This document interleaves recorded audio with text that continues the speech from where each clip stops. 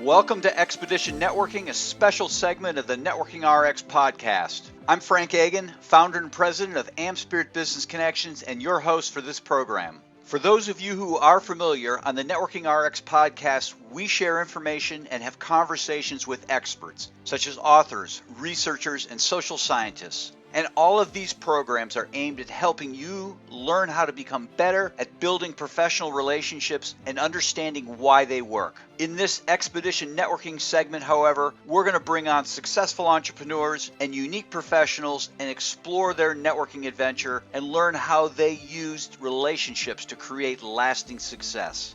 Today on Expedition Networking, we have Eric Foster. He is the co-owner of Toes in the Sand Productions. Been doing this for 25 plus years, which is in media production, marketing, and advertising. He's also worked with premier television networks and in the private sector. He does coordinating logistics, operations, and production of live events and sporting events.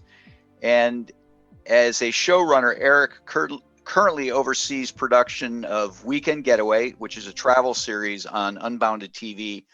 In 2019, they launched the Unbounded TV, which is a streaming OTT network. You'll have to explain that to us, Eric, which is currently on Roku and available in 18 countries. So welcome to Expedition Networking. Thanks, Frank. I'm really excited to be here. I'm a longtime listener. This is huge for me. Now, quickly, what does streaming OTT stand for?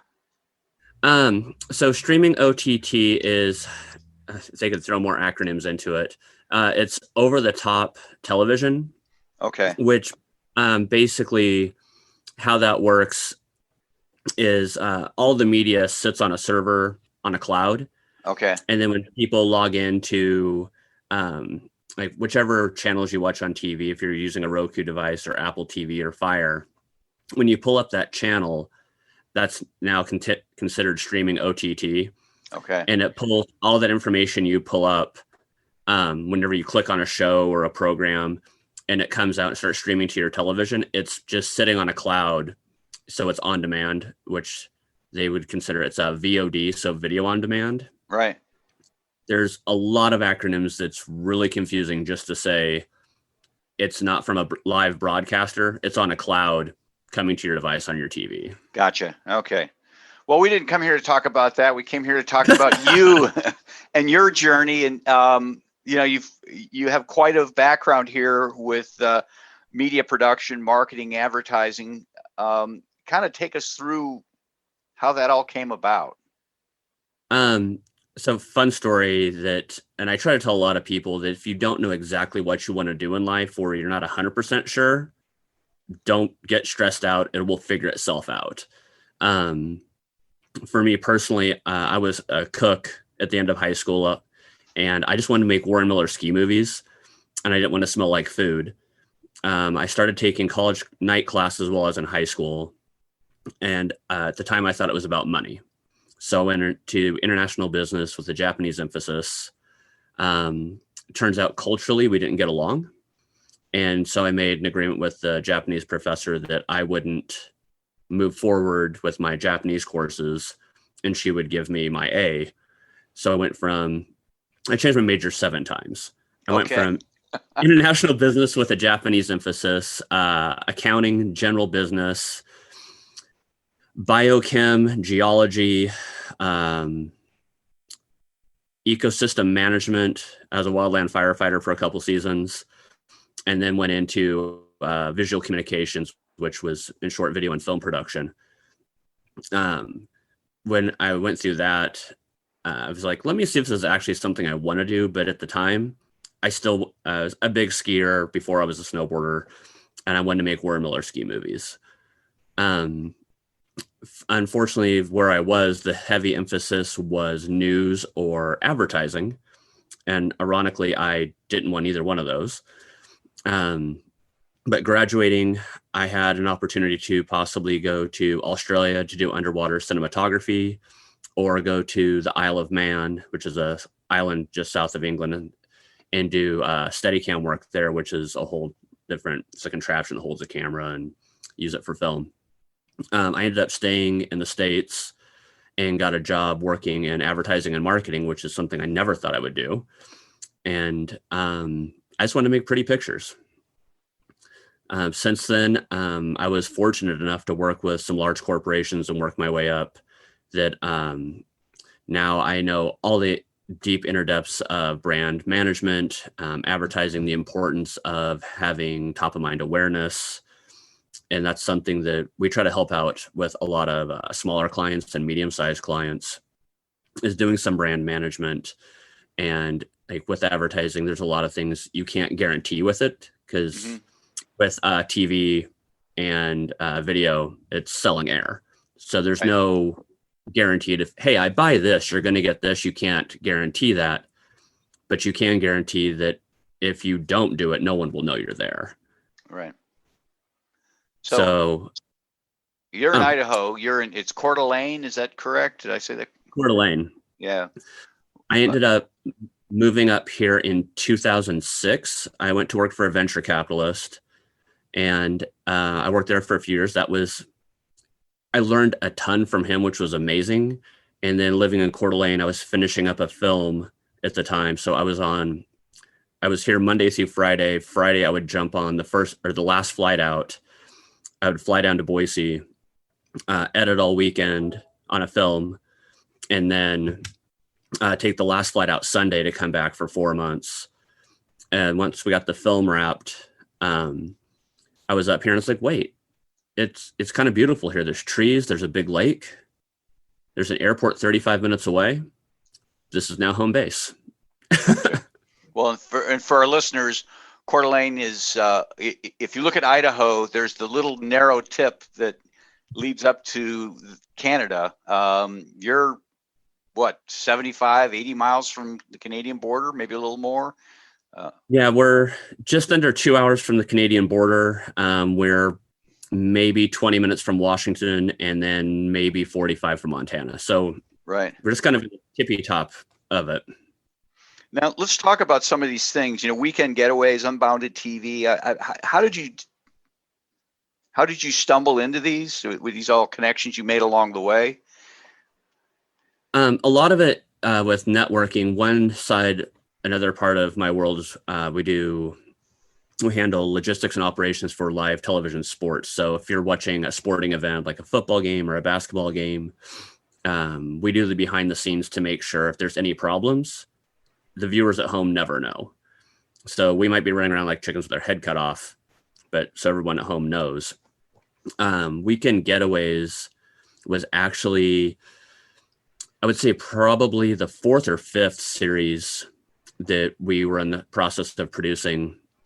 And a lot of it was, it is networking of people we know of. The way we developed the show was to make going on vacation not only affordable, but something you could just pop and go do, but explore your own backyard or places if you wanted to stay longer. In the long run, we'd like to do at least one episode in every state. The first season is in the Northwest. So it was a lot of reaching out to people we've worked with, friends of friends, and everyone else, like, what's your favorite places to go? What are your favorite things to do here? Right. And from there, like from our own experience of things we know, but reaching out to our network of people we've worked with, done business with, and just kind of like finding amazing things we never knew. The first season aired on a regional network, which gave us coast to coast on satellite. But looking forward to how technology was changing, we're like, for distribution, we need to be streaming. So people, because definitely now in 2020, going 2021, a larger majority of the population watches it on cell phones, laptops. So to convert it to streaming, I haven't coded in 20 years, but I got into doing the coding. So now we have Unbounded TV, which is on Roku. Unfortunately, due to COVID, we were hoping to have Apple TV and Amazon Fire up and going this year, but we're in flux, so we're adjusting. Right.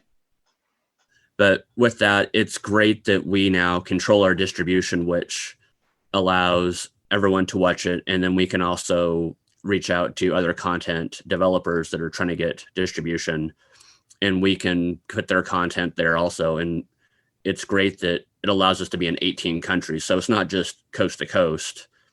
Turns out we have a huge following in Argentina, in Central America.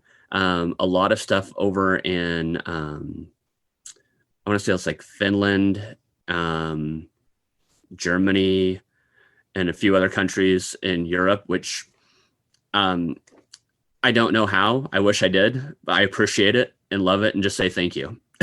Right. Well, I mean, we're all one big connected world anymore. As we're recording here, it's the week before Thanksgiving. This will come out in 2021, but had a conversation this morning, got invited to a Zoom call based out of India on November 26th, which is the fourth Thursday in Thanksgiving, or fourth Thursday in November, which is Thanksgiving for us. You know, in their world, it's like Thursday. In our world, it's like nobody works. We just get fat, right? So I had to explain to them, hey, this is a but we're connected everywhere, and we're all just people. Networking, it's so vital in the relationships. Something I've learned, one thing I learned when I worked with the venture capitalists that was important, we would work with a team that was overseas. And like you said, with our Thanksgiving, we would have stuff that we were pushing, we need to turn this around in 48 hours. And everything was, we need it tomorrow. But they would have holidays come up, that things we've never heard of because the cultural differences. And it'd be like saying, oh, but it's Thanksgiving. No one works on Thanksgiving. Yeah. We take Thanksgiving and the day off because we sit around and we get turkey comas. Right. Right. Different cultures. How could people help you? What would be good referrals? Good contacts for you? For us, a lot of, I guess, twofold. If there were businesses or cities that are looking to expand tourism or have like amazing places to stay, things to do, or places to eat, reach out and we'll see if we can do an episode there. Or if there's content developers that are trying to get their content out, we have distribution. We'd love to help them. Like what types of people?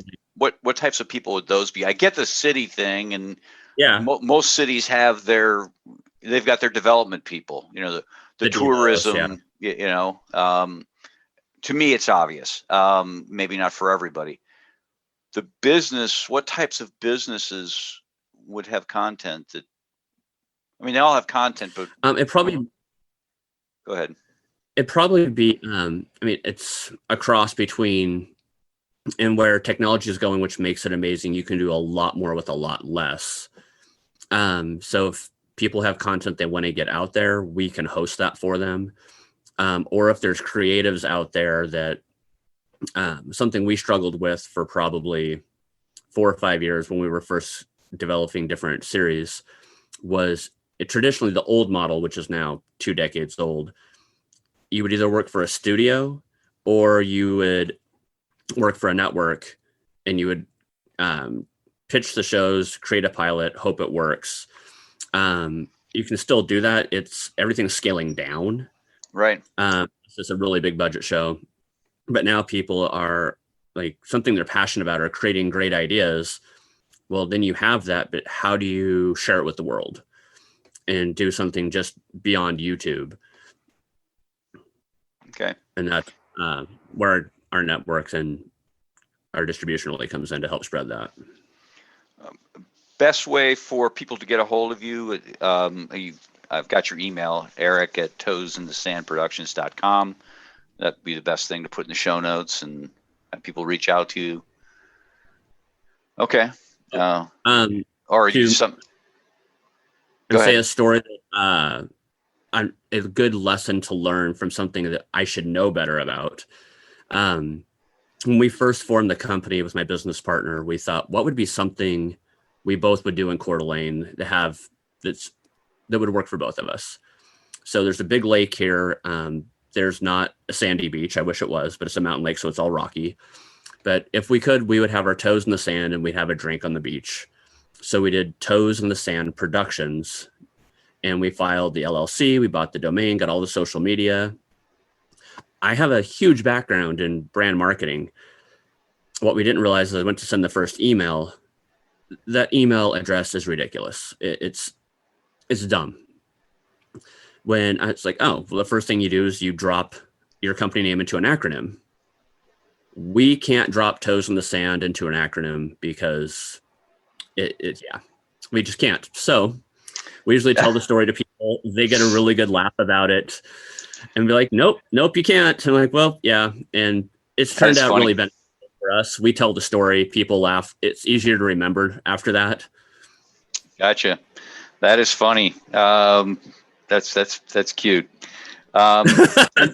And that's okay anymore because the way computers work, or at least email, like I use Outlook. I type in ERI and your name comes up.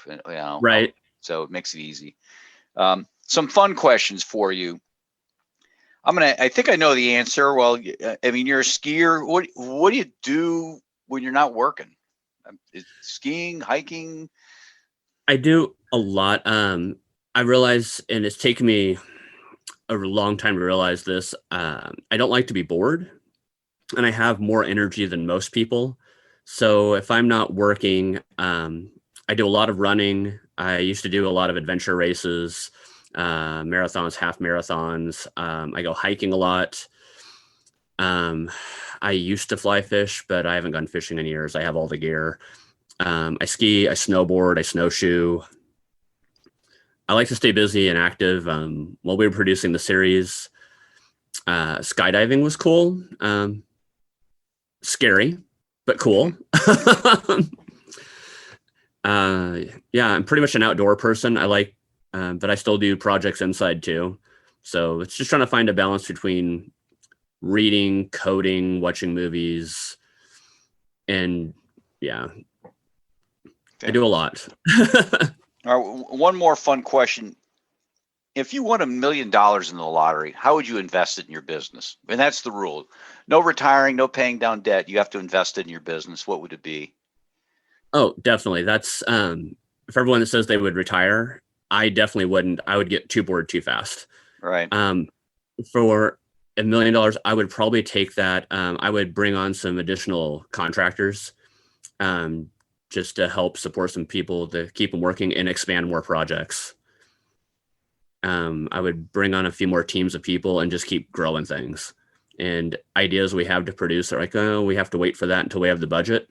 Right. Let's do it. Gotcha. So I guess anymore, it's not equipment anymore. I mean, equipment's not as expensive as it once was, or. Yeah, equipment's coming down a lot. Like you still need different pieces of equipment to do stuff, but like we're fortunate in our office. When I was working for a large media corporation, one of our edit systems would be a room the size of our office of equipment, and it would be $500,000 of a capital purchase. Now we can do it for $30,000. Right. Hey, that's a huge decrease. Yeah. That's a huge decrease. Well, that's good. Well, I appreciate your time on the program today. Thanks for having me, Frank. This was great and super excited to talk to you. It's awesome. Before we wrap up, remember, we're looking for some enterprising business types to join our team as franchisees of AmSpirit Business Connections. Our franchisees work with entrepreneurs, sales representatives, and professionals in their area to help them become more successful through networking in a structured, weekly morning meeting. This is a unique franchise opportunity as successful business types or professionals can add this on to what they're already doing. Again, all of our franchisees do something else. For a couple hours in the morning, only a few days a week, these franchisees work the AmSpirit Business Connections program. The rest of the time, they're entrepreneurs and professionals of various kinds. The great thing is that this allows them to make more money from professional connections and at the same time make money building professional connections. Perhaps you know someone, perhaps you are that someone. Whatever the case, to learn more about the AmSpirit Business Connections franchise opportunity, please contact me using the email in the show notes or the one we provide at the end of the program. Thanks for joining us on the Networking RX podcast. Please put what you've learned into action today and let us know if you have questions, comments, or ideas for future topics. You can email them to us at podcast@amspirit.com. That's AMSPIRIT.com. Finally, so you never miss an episode, be sure to subscribe to the Networking RX podcast through iTunes, Overcast, or however you receive your podcasts. Now get out and network with someone. The Networking RX podcast is the copyright production of AmSpirit Business Connection. All rights reserved.